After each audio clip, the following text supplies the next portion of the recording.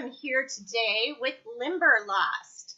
And can you guys please introduce yourself? I guess ladies first, Crystal. Yes, I'm Crystal, and I am the loudmouth of the band, the lead singer. And Mike. That's it. Okay. Yes, I am Mike, and I am the drummer. And I'm actually the real loud one in the band. So there's that. Who gets to be the louder one, I wonder? Depends on the PA man. There you go. Yeah, it depends on who's on the sliders. We might have Brittany here too. I'm not sure that we're seeing her, but she is your harmonizing vocals, correct? And also one of the contributing songwriters, and yep. Wonderful. And then do you want to tell us who the other members of the band are also? Yeah, so we don't have with us right now Ricky, who is our lead guitar player, and he's Southern boy from Georgia, really great musician. We also don't have Ben with us, who is the tall blonde in all of the photos. He's our bass player. Him and I have a lot of fun dancing around on stage, having near misses with each other. Like his guitar headstock is like right at the level of my noggin, so we're always dodging each other. It's a lot of fun. And then the final unit is Tony, who is our keyboard guy, and yeah, I'm not sure where he is. I thought he was planning on being here, so maybe he'll pop in a little bit later. Well, maybe he'll pop in. We'll hope. So anyway, so first off, I want to say congratulations to you guys, because you are the winner of the best rock single for your song The Real Thing. You just won that from the Banger Music Awards. So congratulations. That's quite an accomplishment. Thank you. So, yeah, time getting to know John over the last couple of years, being a part of the Banger Awards, third year now.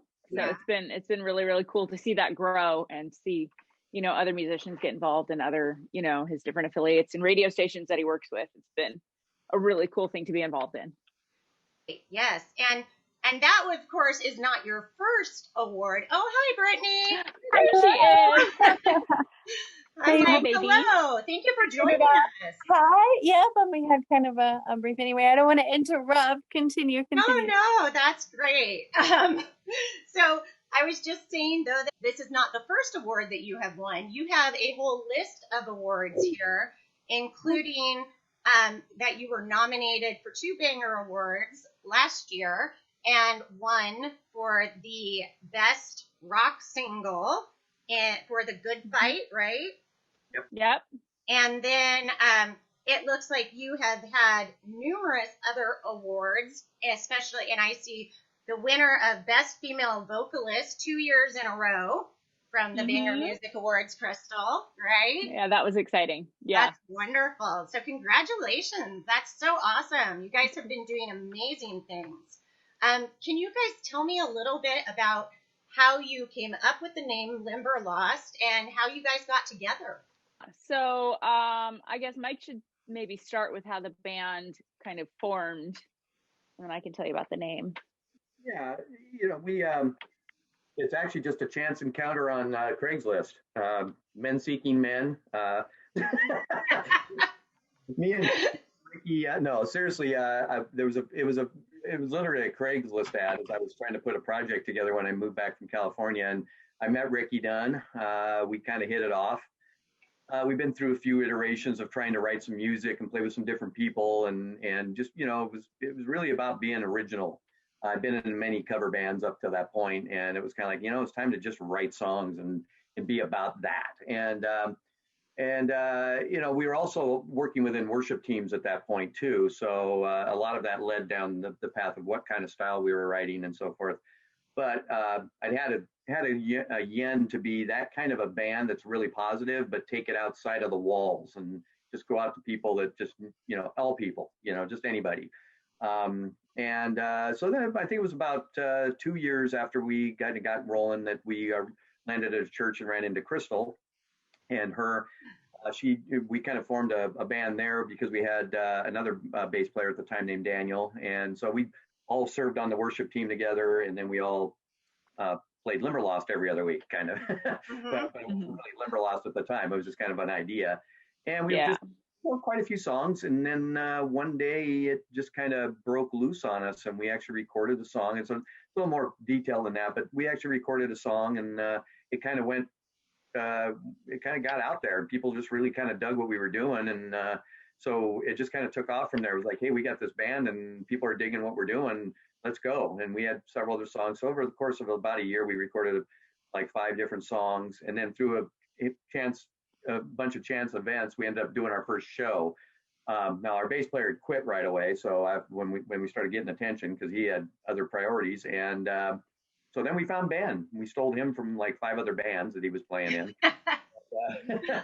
and he's been with us ever since. Seriously, I mean, he had other bands that were actually doing more than we were at the time, but he's just stuck, and we can't. He's like that thing on your shoe; you just can't get rid of him. But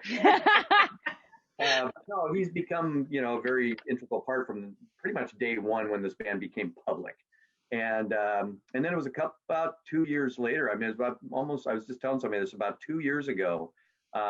We had to revamp again a little bit with a couple members. And that's when we, in a very short period of time, actually, we never missed a beat. We never went down. So people never saw us not playing. All of a sudden, just one day they showed up and we had Brittany. And we had Tony, nice boards, and we were, no offense to past players, but we were actually getting better, because I think it pushed these guys pushed us in a different direction. They were not so much as players, but also they're also creatives, and so they pushed us in their directions a little bit, and so that's what you see today, is that it's just a little over 2 years ago that took place. So the idea of the band's been around since late 2010. The band as it sits right now is be about 2014. Yeah. Like when we started, like the 4 of us, when I got on board was like 7 years ago. Yeah. And so the current was 2 years. Wind that back to before we all broke up and then went into the studio. Yeah. That's when we decided what we were going to name our band, and I'll let Crystal take it from there. Yeah. So we were, when you're faced with trying to name a band nowadays, a quick Google search will turn up 14 other bands already using any cool name that you can come up with. So we were kind of trying to dig deeper and look at what did we have that were interesting references in our life, something that we could use. And Ricky came up with the name Limberlost, and he brought it up because there was like a woods out behind his house that his grandmother used to call the Limberlost, in reference to a place that actually is called the Limberlost. And growing up, I had this book that was my favorite, and it was made into a movie when I was a child as well. It's called A Girl of the Limberlost, about this young girl growing up and kind of, struggling and learning about her gifts with music and things like that. So it was just very much a story that I'd always loved and had always resonated. So when he brought it up, I was like, hey, I will that as well. And then we looked up the story online, and the Limberlost is a place that is actually named for a guy who his name was Limber Jim, and he did go out in this swampy forest place and got lost. Yeah. And so the story of it being named was because he had to find his way out, and he kind of realized that he had been wandering around and going in circles for a few days, so he said his prayer, and he made his commitment that he was going to put his feet one in front of the other and not get off track, and pick the direction and go that direction and stick to it. And so there's a lot of metaphor in that for me, and I think for everybody, that we can all kind of latch onto, about how you can't be distracted and you can't be pulled off track, Right. And we all go through stuff in life. We all go through, last year, right? We all go through things. I've had, many, many ups and downs with mental health and all kinds of things. So finding your way through things and not being knocked down and not being pulled off track is a great kind of leading metaphor for what we want to do. Sorry, Heather, it really boils down to if we had hours and hours, this band and members in this band have been through just about anything you could think somebody could say about, and we tend to just become stronger for it. We just keep focused, and we care for each other, but at the same time, the band has a personality, and it just keeps moving. And I think that's why we get the response we do in a lot of cases, because you may not see all that, but you can sense it, And it's in our songs. It's in the music we write. Like there's songs that we will sing and I will have flashbacks to what was going on when we wrote that, when we were coming up with that. And I'm like, that's such a great reminder that I already made it through something hard like this. And this song has reminded me of that. So now I have that I get to carry forward, and hopefully somebody else gets to hear that in what we're doing as well. Right. Yep. And now you have the real thing is the one that you just got the award for best rock song for. And can you tell us a little bit about writing that song and what brought you to write that song? Because it's an amazing. Sure. Thank you. That one was fun. That was initially, it was an exercise for me as a songwriter to just sit down and write. A lot of times for us, we've had, songs come from different directions. Sometimes it'll start with a guitar part that we're just jamming on for a few weeks, or it'll start with somebody has an idea for a concept or a lyric or something. And this one was like, I just want to flex my muscles and, keep improving. I'm going to write a song. And I had the idea kind of where we were at the time with recording our album that's coming out this next year, is that we had ended up with several songs that were real like long, intense ballad type songs. And I was like, we need something like, I want one more song that's got like some energy to it. So, so I sat down, and my idea for the lyrics for The Real Thing is very much about how when I was younger, I would not even think twice about like changing myself and my preferences to accommodate someone else, like in a relationship or something like that, right? Even in a friendship. Right. And you have to get to a point where you realize that's not healthy. You can't sustain living like that. That will wear you out, right? Right. And so the real thing is like, okay, this is me, and I am game for what we want to do in this relationship, but only on these terms, is that you have to understand that this is me. I like me. If you don't like that, then right, we have to figure something else out. But also the other side of it is in the second verse is that I want to be with somebody who can say that about themselves, who's like not going to hide even the ugly stuff, right? I want to know the good things about you. I want to know the bad things, because that's you. That's the real you. So the song is saying, if you're ready for the real thing, as in like a real relationship, then, let's do it. So right. Well, that sounds that's where wonderful. That came from.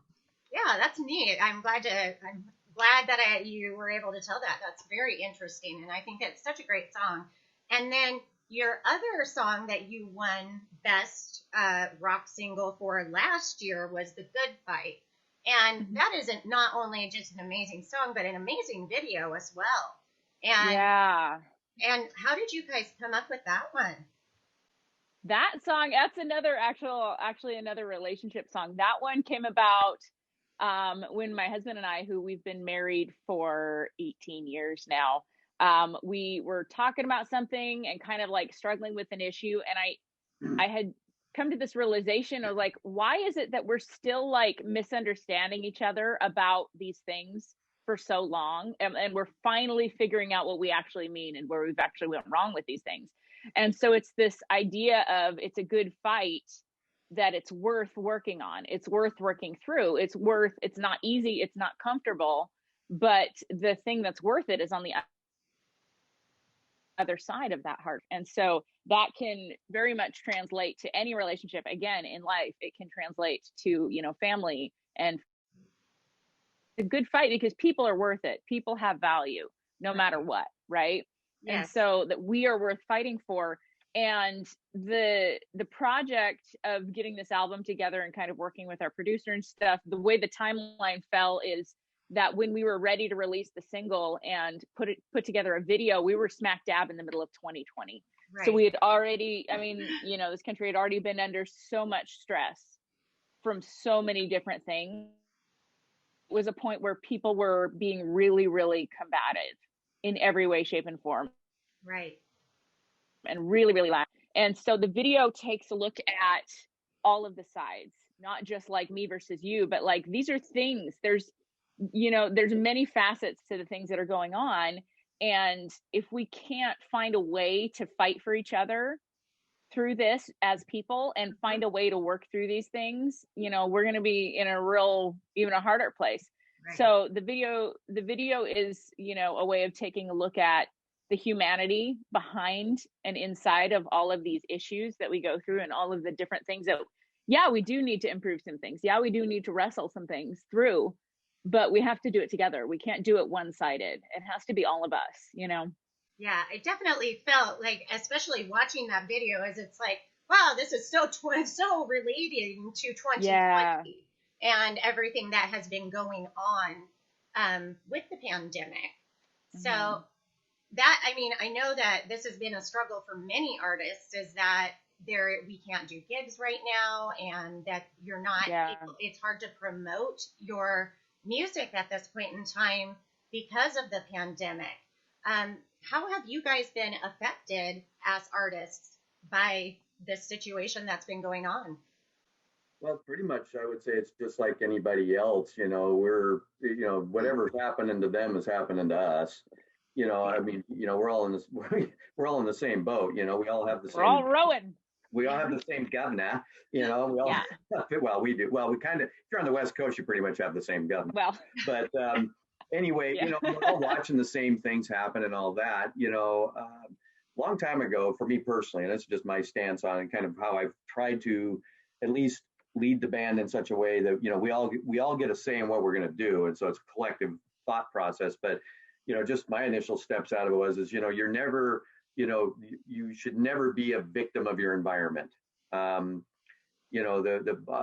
you let your environment control how you feel, how you act, and how you what your emotions are and how you treat other people, then you're not being genuine to begin with. So and again, I'm not trying to cast any stones on anybody who feels a certain way. That's not the way I looked at it. I look at it and says, okay, so yeah, we have this thing. We need to be safe. We need to do the things we need to do to make sure we're taking care of each other as humans. But at the same time, if there's opportunities for us to continue, we've worked very, very hard to put together what we've done.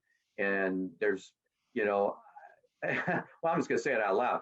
Why is my chance of catching a disease better at a music show than it is in line at Walmart? I'm around just as many people, so we found just that there were ways that we could do things and continue to move forward with our career and our branding and our goals, just not the same way we were before. And there are places that we could go play. There are states and stuff. We were a little apprehensive, but there are places that have figured out how to, manage that correctly. And I think we could do that too if we would all just get together and decide to do that. But we decided to shut down a certain portion of our economy, which just happens to be entertainment. And entertainment is deemed as something we don't need, which unfortunately we do, because without the our entertainment becomes CNN and Fox News if we don't have anything else to look at, so so it's just, so for us it was just a matter of deciding we weren't gonna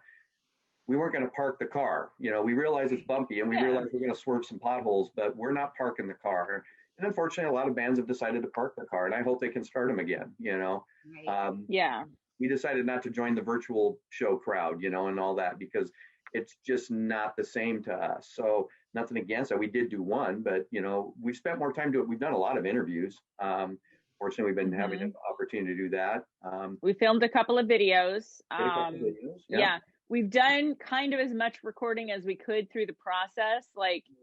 Actually with Real Thing, we were right about to finish the song when everything shut down, and we weren't able to go into the studio at that point. So we kind of, did a pivot and pulled some sound equipment together, dropped it off on my porch, and then shoved some clothes out of the way in the closet. And I remember sitting there with this laptop and my phone, pointing the camera at the laptop, having our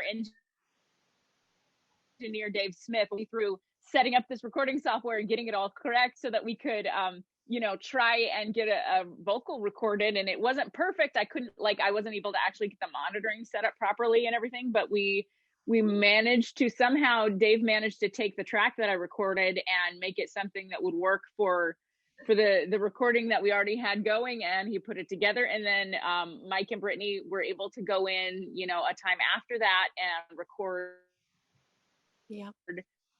just a background vocals on it. And in the end, I'm glad that came together the way it did, because I think it happened the way it needed to. And I think the song would have been different if we had been able to just kind of pop it out as quickly as we were. And it was good to give the song the time it needed. And now we've got a great memory and a great story of how it all ended up coming together. It's kind of our, like, you know, our take that COVID song, because we were able to still, you know, to still make something happen. And I think that's the lesson in it all, is that crap's going to come your way, whether it's a worldwide pandemic or it's, you know, a tragedy in the life of a band member or something. There's going to be things that make it hard to do what you want to do. There's going to be way more hard things than there are easy things, right? Especially in an industry like this, way more hard things, way more no's than yeses, you know, way more failed attempts than successes in a way.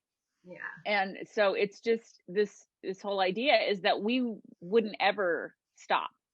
You know, it kind of doesn't matter what's happening. We're not going to ever stop, because this is something that we love and that we have committed to, and we see good things coming from it.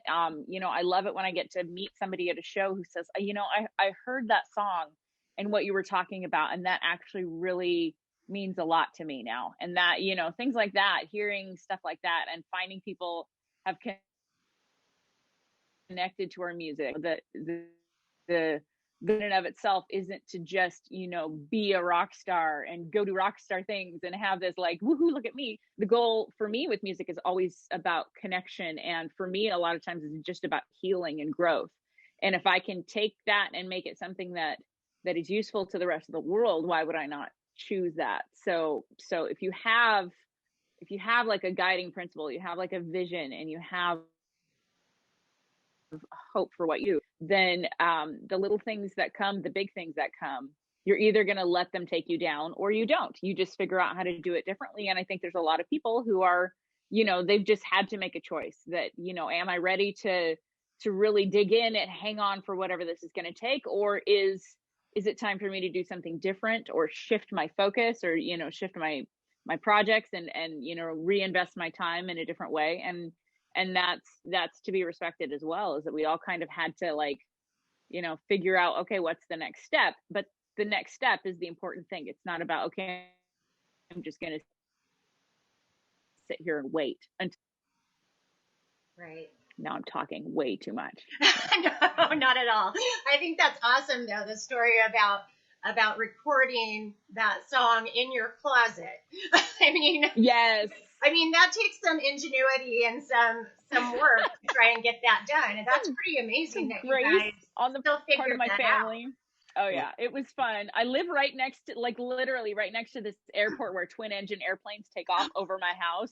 So it took all day of sitting there like singing, and then airplanes to stop, and then waiting for the dogs to stop barking.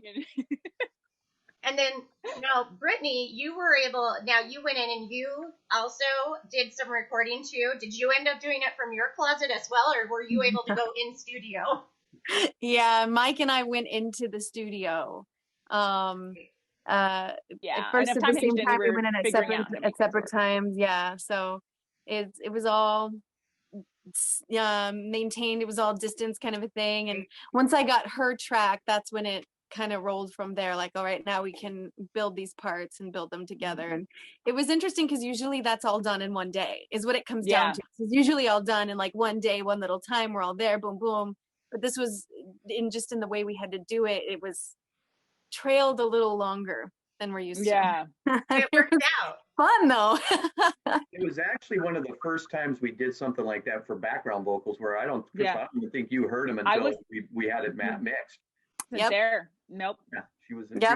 So she never had heard the background, which is interesting because usually the recording is pretty collaborative, because we've rehearsed a song for so much time that we know what we want to do. We go into the studio, we all weigh our opinions in, get frustrated with each other, blah, blah, blah. So this is different. And it's an exercise in humility and letting go, and like not always being in control, because I wrote the song and then I had to hand it off for other people's ideas to be put onto it and be like, okay, you know, am I going to like what they do? And what's great about the group of musicians we have is that, you know, 9 times out of 10, I love, you know, what they end up doing it with. And in this case, like, Brittany really elevated the entire song. She took like a concept of what I wanted with the background vocals. I'm like, I want, like, you know, doo-wop sisters background vocals. And she totally took it and wrote these beautiful parts. She's an incredible musician and has the brain and ears to do that sort of thing. And so it was really a fun experiment in the way that we had recorded. Yeah. That's awesome. Sure. And like, I love that you guys were still able to figure that out through all this other stuff that has been going on.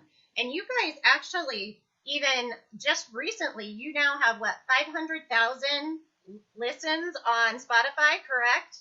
Yeah. On Spotify, yeah. Yeah. I didn't even know that until I was over at a friend's house, and he's like, "Hey, congratulations!" And I thought he was talking about like one of the other awards or something. And he's talking, and I'm like, "What are you even talking about?" And I was like, "Oh, cool." I'm like, yeah, that's not a small little amount. 500,000 is a large group of people that have been listening to your music. So that's like very Somebody exciting. said it's 500,000, and I'm like, oh, wow. I know. Yeah. Gosh, that's like, eventually, sort of the goal with this is that I'm hoping to re-interview everybody in person at some point. And it'll be interesting to see sort of like where the growth has gone from this point to that point when we are able to do that again. So that will be so much fun. It will be really interesting. And I think it'll be so much fun to just like come and be able to like talk to you guys all in person too, just because you guys have some really neat stories and some really interesting like things to talk about. And Mike, I want to let you talk for a few minutes about some of the branding that you have done for the group, because it's definitely there's a ton of information about Limberlost. You guys have a great following. And how do you think that you were able to sort of cultivate that and do that? A lot of falling down on my face. I'm definitely the elder statesman of this group, and which means I'm probably more technically challenged than anybody in this group. But so it's been quite a learning curve. But with the backup to what has been said before is that this group has got something special about it, and I'm just going to say that out loud. I say it again. This group has got something special about it, and when you've got something like that going on, and just the ability that we've had to build relationships with each other over time, there's more motivation than just being a band. This has got some wheels, and I actually got to sit down with a young man named Scotty Olson. Some people will know that name. Scotty's kind of been around the Seattle music scene for quite a while. He guitar teched for Nancy Wilson. He actually played in Heart for a while. And he also was the stringy-haired dude in the backgrounds on the MTV Unplugged thing for Alice in Chains, playing the Ovation guitar. He's very good friends. He grew up with our engineer, Dave Smith. They've known each other since they were teenagers. We actually have that Ovation up at the studio. But nice. And Scotty and I were sitting on a couch one day, and he started asking me just these questions, because Scotty's kind of a snarky little bugger when he wants to be. And he's a tinkerer too, yeah. He's an instigator for sure. And he started hitting me up with, well, what's your 5-year vision? What's your 5-year goal? What's your intermediate? What's this? What's that? What's your brand? What's your brand? He kept asking me, what's your brand? And I'm like, what? And he started talking about, well, I said, well, you tell me. And he goes, well, I can't tell you what your brand is. And so but it was just like he started laying some things out, and he'd actually produced a few bands along the way too. And I was like, these are good questions, and I really started to gel around the fact that was important, that it was, and so it kind of put together a philosophy. And so, you fast forward 4 or 5 years, however long we've been at this, since that conversation, and you look at what we've done, and I have to say it came from that. It came from the fact that we had something really, really special, I think, and the ability to work together, write songs. I mean, Crystal's an amazing vocalist. Ricky can play the crap out of a guitar. We just all blend together very, very well. And then the people that have come along, I can't say enough about the fact that, one of the things that really that kept us going through all this too, at least I think deep down in our hearts, whether we've spoken it or not, is there's been a lot of people that have sacrificed a lot for us to be doing what we're doing. And there's people that have put a lot of their energies and resources and talents without us asking. They just feel inspired to work with us. And we don't take that lightly, because, there's a reason that happens. I won't get deep into that, but there's a reason behind that. And, you have to take that serious. So as I started to think about that and developing the brand, I thought the brand had to be very much centered around that. If you really go down to the colorings in our logo, they're very simple, but the color purple is the color of sacrifice. And that's really one of the reasons that's there, is because I believe that, everything we do, the greatest thing we can do is to give to others, inspire others and stuff. So we try and do that through our music, but also we've attracted people that do that for us, and it's really humbling. But anyway, going down that rabbit hole, but so in the process of all this, I had to learn something. I had this conversation with our distributor, Von Artist, Larry Von Artist, the other day, and I said, and it was kind of a little jousting conversation him and I were having about something I was doing, and he was like, well, as long as you're doing it this way or that way. And I go, up to this point, nobody has stepped out of the weeds and said, hey, let me give you the guided tour to success in the music business. And I said, so and until then, I don't expect anybody to criticize the path that I'm cutting for myself. So in other words, shut up. No, I mean, with all the love in my heart, I love the guy, but he sometimes, he kind of, he's these people I have in my life, the Von Artist boys, Paul Crosby, Timothy, these folks, Dave Smith, these guys are all guys that will break it off on my rear end. And I love that because they challenge me in a very, very good way. They challenge me to make sure I'm staying on the right path, that I'm not second guessing myself and so forth. Yeah, so I was just trying to find different pathways to go and realize no door is locked until it's locked. We opened up for Drowning Pool, and I like this story because I think it's the tenacity part of it for me. It was a wake up call for me when it happened. I was like, you know what? That's the way to make this work. And there was a show going on. It's called Rock and Rally for the Troops, and it was a charity deal. And I'd heard about it, and I really wanted to be a part of it and put our band in there. But somehow or another, with all the other stuff I was submitting to and all that, I missed it. I forgot about it. And all of a sudden I saw a Facebook post about the thing, and I was like, oh crap, I forgot to submit to that. I better do that. And I went on. We were 2 weeks too late. It had already closed off.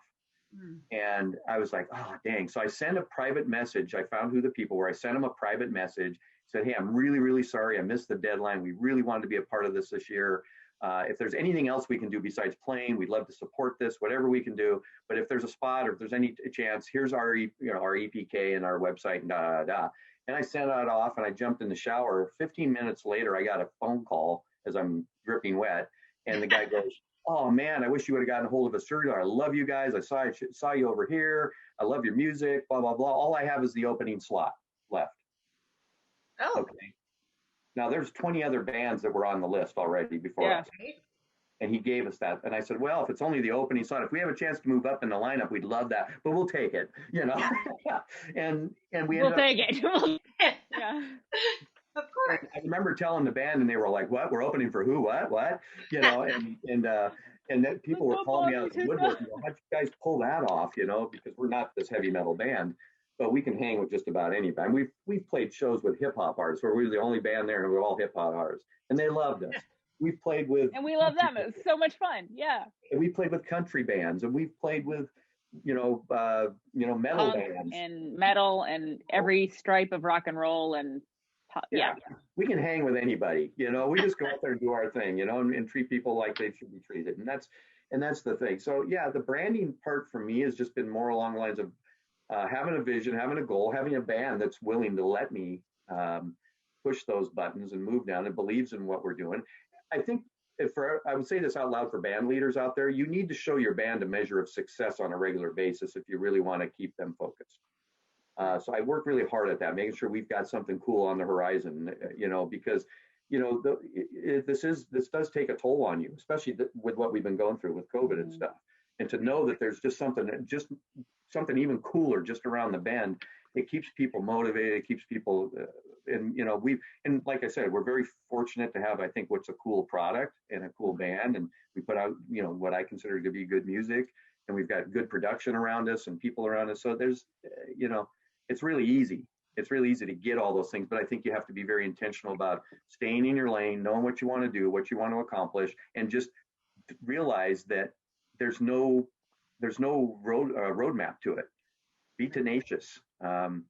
Figure out what somebody else isn't doing. It's so fun. We don't follow anybody anymore, but boy, we got a lot of people following us around. And that tells us something. That tells us, wow, we're cutting paths nobody ever thought of before, and now they're seeing what we're doing and they're going, wow, let's go do that. Until some record exec comes down. I mean, we're as an indie band, where's our I don't know what you even call it. Where's our stair step to success? I mean, we don't have that laid out for us as indie bands. People say I signed to a label. Great, I'm on a label. What does that label do for you? Right. Do they pay for all your recordings? Do they put you on tour? Do they buy your merchandise? Do they back everything? They pay. I mean, the old labels used to send you big bucks and you could quit your job and just do music. But of course you had to be a return on investment for them. But those guys just kind of don't even exist anymore on a regular basis. So you have to find a way to get the resources to be able to get yourself out there and accomplish the goals you want to accomplish, whatever that is.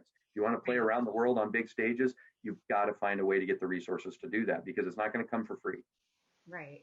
And you guys have done like several shows this past year, even though the pandemic has been going on, correct?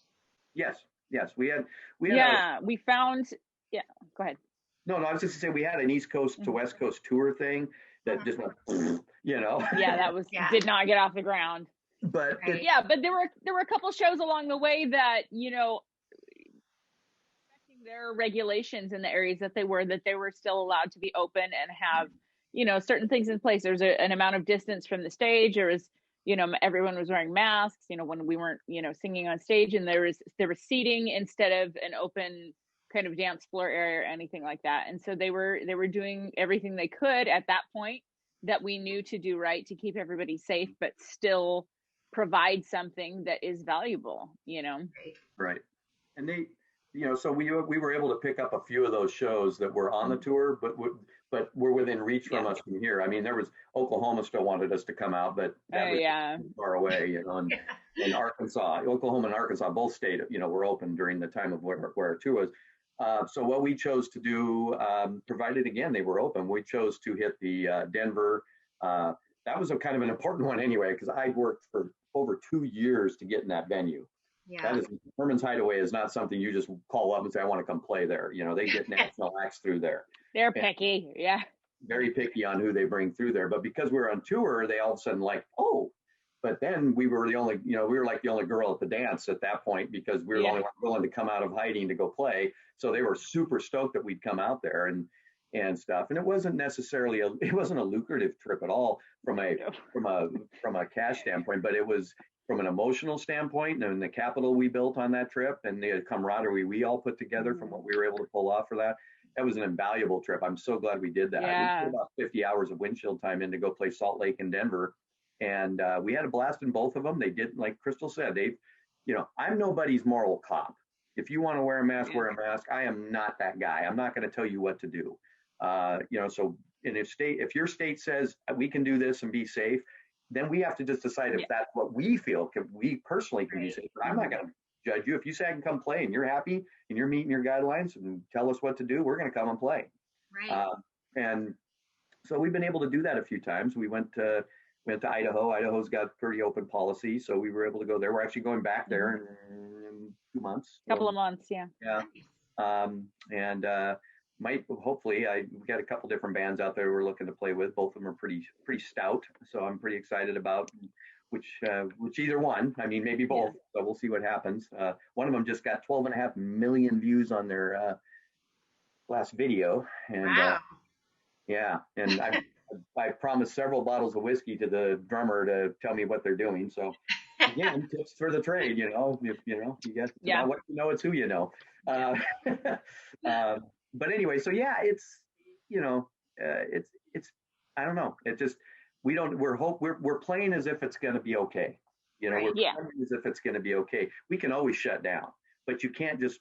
A lot of bands say, well, whenever things ramp up, we'll get back on and do this. No offense, but most bands can't just get up one morning, make 5 phone calls, and have a tour booked. No, especially local bands. Okay, so you work at that, and you got to put it out there. We've got our East Coast tour already booked, pretty much, for August, and we've just signed documents for a show here that we'll be doing if everything's open up, we'll be doing it here in Washington. Awesome. I think you just got to, the way we kind of look at it is you just got to kind of plan for the best and be able to be adaptable to the changes. And what did you used to call it, Crystal? Be ever Gumby or something like that? Semper Gumby. Semper Gumby, yeah. We'll just deal with it. We've never canceled a show through all this. Okay. Right. We had a lot of shows booked, but we never canceled. They canceled them. And Right. that's fine. We were ready to go if they wanted us to come, and so I don't know. I don't know if that makes where that puts us in the world of virtue these days, but we're doing what we think's best for us and best for those around us, and also best for the people that have sacrificed to get us where we are. So. Right.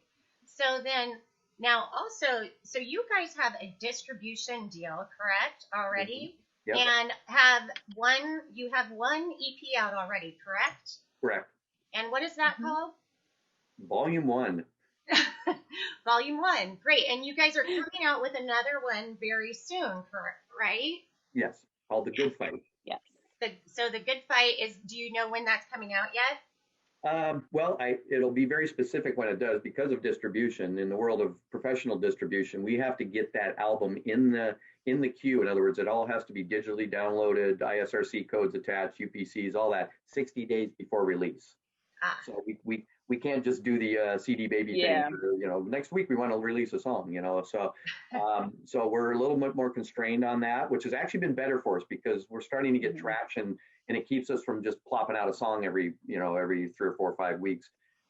Because now we have to be disciplined about it enough where we can let a song breathe. I mean, the Good Fight, actually, the song Good Fight that we released with the video actually kind of stepped on the real thing in a sense, even though it was 4 months later, because the real thing was just right. It's almost ready to, it's going to go 200,000 streams here probably this next week. Right. So it's still getting quite a bit of recognition and play out there. So it was kind of tough to put another song over the top of it. So anyway, but probably we're hoping to do it in late spring, early summer. There's another piece of the puzzle that's in play right now. There's another song. There's 3 songs on the album that nobody's heard yet. Oh, awesome. And one of them is another project we did with Timothy Eaton, our producer. Right. And it's got a very specific use. It's going to be a licensed song. It's also going to be licensed to a new entity that I'm not going to go into details about yet. So there's a video, there's some stuff that goes along with all of this we're pretty proud of, and it's pretty big, actually. Yeah. And so we can't release the album before that happens. So and COVID's holding all that up right now. So so there's that. And so that's a long way of saying I don't know, but it's going to be hopefully within the next 6 months. Awesome. Yeah, but when it comes, you'll start seeing the chitter chatter about it probably a month or 2 at least. Oh yeah. Before it comes down. So. Yeah, there'll be a lot of professional marketing around this one. So it'll have some stuff going on, and there will be a lot of I mean, this will probably have a campaign because we'll probably tour based on this album and stuff too. And we've got some new stuff brewing too, so there'll be more. But it's pretty exciting. I'm glad it kind of worked out the way it did. We were really frustrated that we couldn't get it out last April because it was done. This album's been done since last May. Yeah. So, yes, exactly. But you have to make calculated moves. Gosh, that's hard when you have to sit on something because of the pandemic. It's a business, and you have to treat it like that. And you sort of hinted that there's an upcoming show. Yes. When is that? That's in March 20th at Cruisers in Post Falls, Idaho, Hayden, Coeur d'Alene area. Wonderful. So, State Line, isn't it? State Line, yeah. I know it's like 10 names. It's just off the border from Spokane. Yeah. Wonderful. Yeah, great. Well, that's awesome. So people should be looking out for that. Yep. And I will have all of your information listed in the credits of this so that people can find your music and listen to your your songs and see your videos. And hopefully they will just keep clicking on there and it'll be 1 million views pretty soon on Spotify. Be awesome. Great. Well, thank you so much for joining me today. I really appreciate you both being here, and Brittany as well. I know that she had to leave a little bit early, but thank you so much. And everybody needs to keep an eye out on Limberlost. Thanks, Heather. We appreciate the time. Thank you so much for. Thank you. You guys have a wonderful night. Thank you.